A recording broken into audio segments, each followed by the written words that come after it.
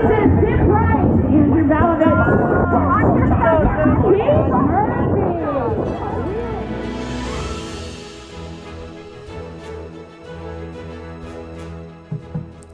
and welcome to Run Tall. I'm Tim. Thanks for being here. I always appreciate the time that you and I get to spend together, so thanks for tuning in. And I hope wherever you are that you're happy, healthy, and staying safe. Now on today's video, I'm going to be comparing both versions of the AlphaFly. The original AlphaFly Next Percent versus the AlphaFly Next Percent 2.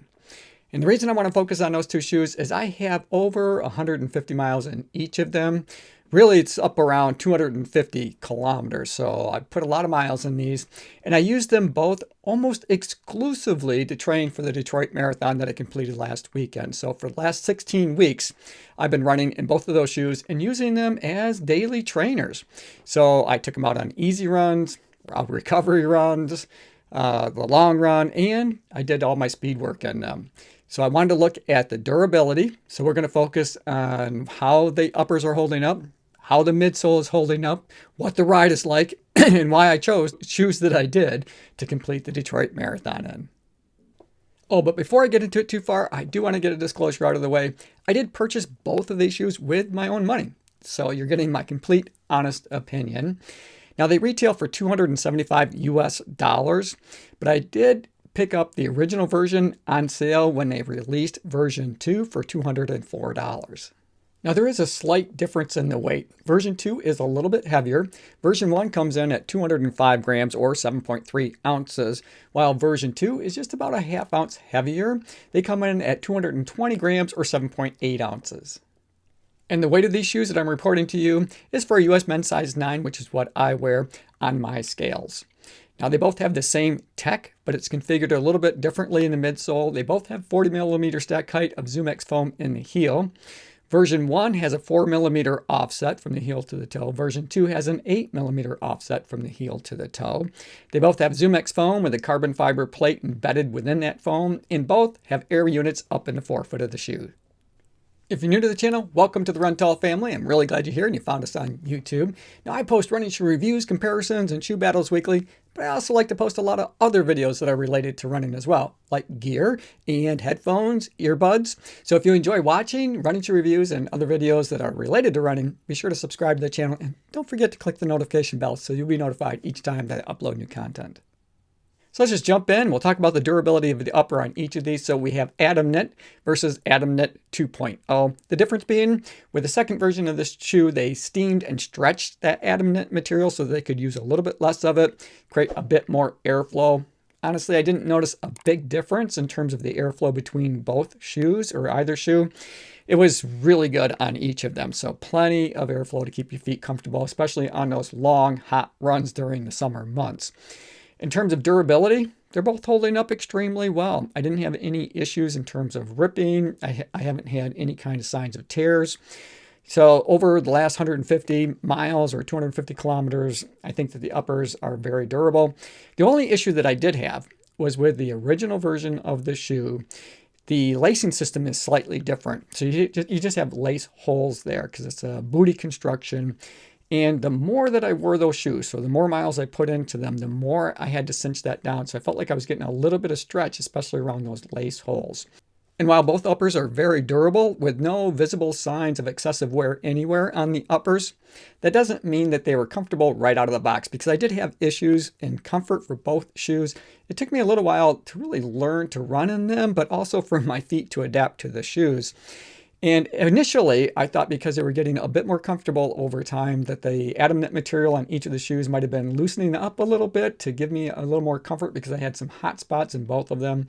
With the original version, I did get a bruised toenail from running in them, and then I had some pain points right at the top of the lace enclosure system. With the AlphaFly 2, I didn't have the bruised toenail issue because I was able to get locked in a little more securely using the newly designed lace enclosure system, so I much prefer that over the first version of the shoe. But I did still have the hot spot up around the top of the lace enclosure system, and I also had some pain in my Achilles as well. Now, what I did for both of those shoes, well, two things.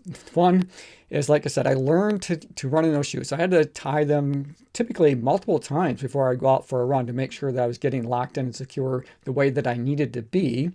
But I also started using a product called Body Glide. Of course, I'm not selling Body Glide. I'm just saying that this is what's worked for me. And I lathered up my feet anytime that I wore either of those shoes, basically from the top of my heel all the way down through to my toe. So I had it everywhere because I did have a phantom blister after running a lot of miles in the second version of the shoe on the bottom of my foot. And I wanted to avoid any of those types of issues. And that Body Glide seemed to do the trick for me. Can't guarantee it'll work for you, but it definitely worked for me. And it's something that you might want to think about if you're having some comfort issues with the upper on either one of those shoes.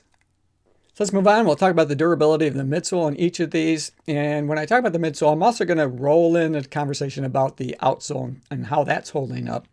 And I'm going to start with version 1. And as we look at the midsole material, that ZoomX foam, especially back in the heel area, you can see there are a ton of compression marks. Now on this shoe, I have 151 miles. On version 2, I have 176 miles. So I do have more miles in on the second version of the shoe. But you can see a lot more compression marks on version 1 than we do on version 2. So I think overall, in terms of durability and the integrity of the ZoomX foam, version 2 seems to be holding up just a little bit better than version 1. But I'm impressed with both shoes in terms of how that midsole ride is held up over time. I didn't expect to get 150 quality miles out of both of these shoes because I feel like I can still get a lot more miles out of each of them.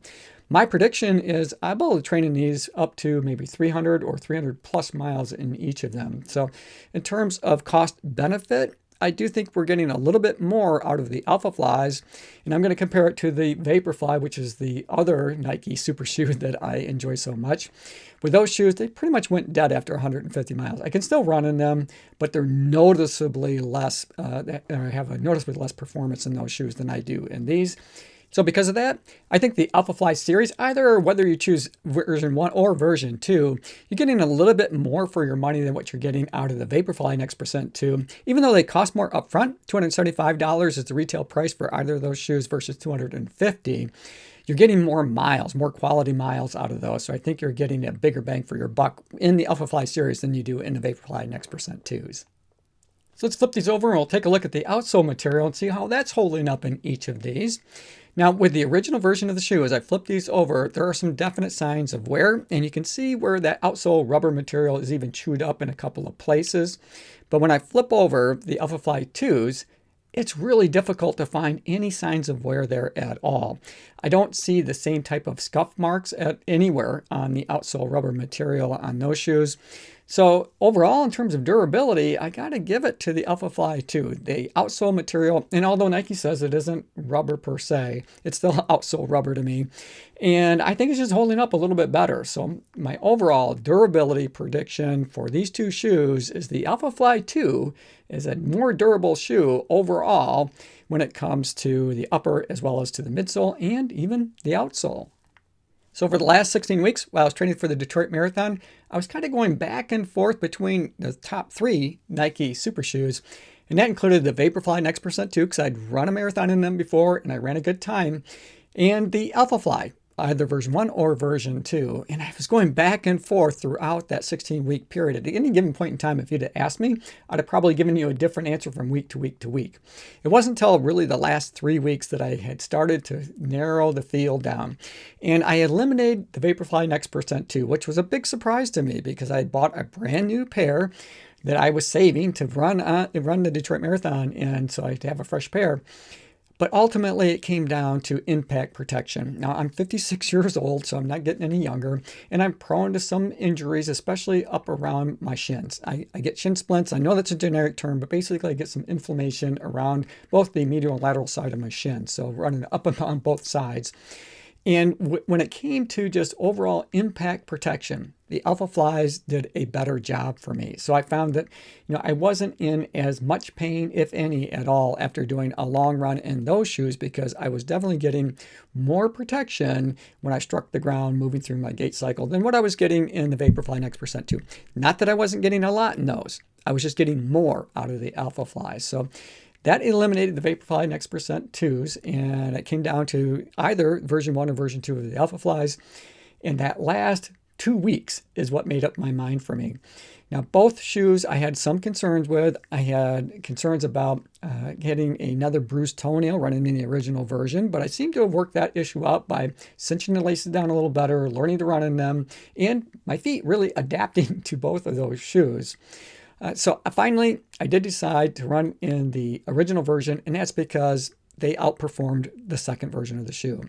When it comes to comfort, in terms of running maybe at a slightly slower pace, so going out on those long runs, a long, easy run on Saturday, the AlphaFly Next Percent 2 are a more comfortable shoe for me to run in. But when it comes to picking up the pace, trying to run my marathon pace for 3 hours and 21 minutes and 10 seconds, the first version of the shoe clearly worked better for me. And that came through more and more towards the end of that 16 weeks.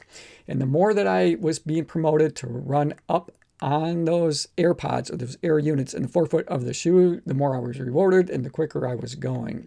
And I'm glad that I chose the shoes that I did. I was a little concerned because I ended up buying a brand new pair to run the marathon in, and those didn't arrive until Friday, and I was leaving on Saturday to go to Detroit.